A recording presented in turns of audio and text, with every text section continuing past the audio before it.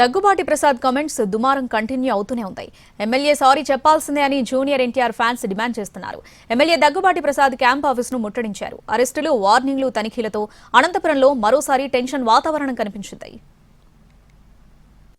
Anantapuram urban MLA Daggubati Prasad junior NTR పై చేసిన వ్యాఖ్యల మీద రచ్చ ఇప్పట్లో ఆగేలా కనిపించడం లేదు. వారం రోజులవుతున్నా అభిమానులు ఏమాత్రం వెనక్కి తగ్గడం లేదు. ఎమ్మెల్యే దగ్గుబాటి ప్రసాద్ బహిరంగంగా క్షమాపణ చెప్పాల్సిందేనని జూనియర్ ఫ్యాన్స్ డిమాండ్ చేస్తున్నారు. దీనికి డెడ్లైన్ కూడా పెట్టారు. కానీ ఎమ్మెల్యే పెద్దగా రెస్పాండ్ కాకపోవడంతో అనంతపురంలో దగ్గుబాటి ప్రసాద్ క్యాంప్ ఆఫీసును ముట్టడించారు. తెలుగు రాష్ట్రాల నుంచి జూనియర్ ఎన్టీఆర్ ఫ్యాన్స్ అనంతపురం వెళ్లారు. ఎమ్మెల్యే దగ్గుబాటి నివాసాన్ని ఫ్యాన్స్ ముట్టడిస్తారనే ముందస్తు సమాచారంతో పోలీసులు అలర్ట్ అయ్యారు. దగ్గుబాటి నివాసంతో పాటు పలు ప్రాంతాల్లో భారీగా మోహరించారు. బ్యారికేడ్లు ఏర్పాటు చేశారు. తనిఖీలు నిర్వహించారు. ఎంత సెక్యూరిటీ పెట్టినా కూడా పోలీసుల వలయాన్ని దాటుకుని మరీ జూనియర్ ఎన్టీఆర్ అభిమానులు కొందరు దగ్గుబాటి ఇంటికి వచ్చారు. దగ్గుబాటి ఇంటిని ముట్టడించేందుకు ప్రయత్నించగా పోలీసులు అడ్డుకున్నారు. ఈ సందర్భంగా తోపులాట జరిగింది. కొందరిని అరెస్టు చేసి అక్కడి నుంచి తరలించారు. పోలీసుల తీరుపై ఎన్టీఆర్ ఫ్యాన్స్ తీవ్ర స్థాయిలో ఆగ్రహం వ్యక్తం చేశారు.